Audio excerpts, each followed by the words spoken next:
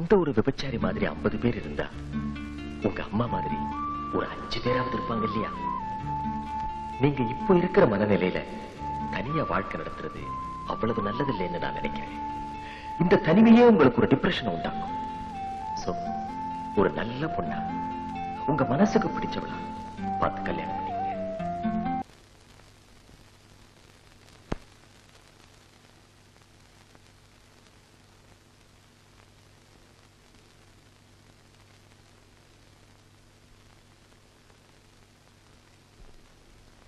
எங்க போறேன்? நான் எங்க அம்மா கிட்ட போறேன். அம்மா.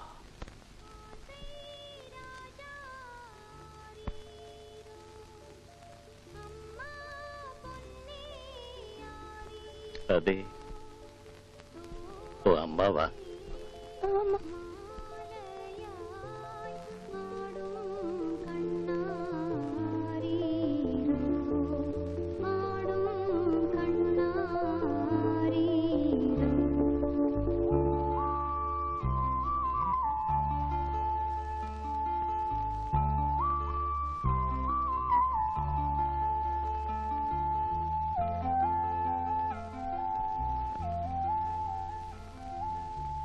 அம்மா தூங்குறாங்க.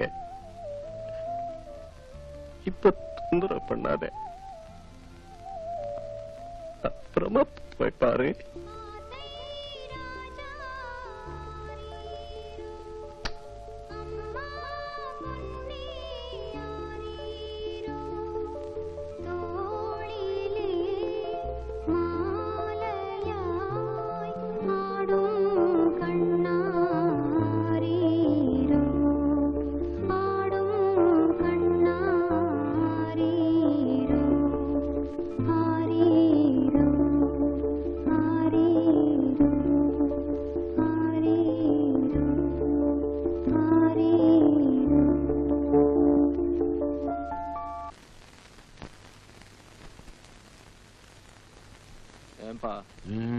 ஊட்டிக்கு நீங்களும் வரதா சொன்னீங்க?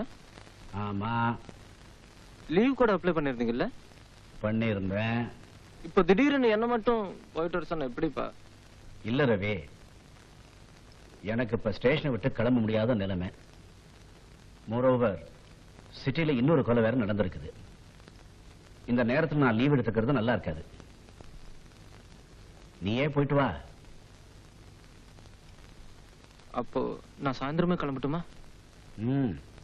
ரவி, ஊட்டியில நம்ம கர்ணம் பத்மநாபன் இருக்கிறாருல்ல, அவர்கிட்ட சொல்லி எனக்காக 2 பாட்டில் மலத்தேன் வாங்கிட்டு வரியா?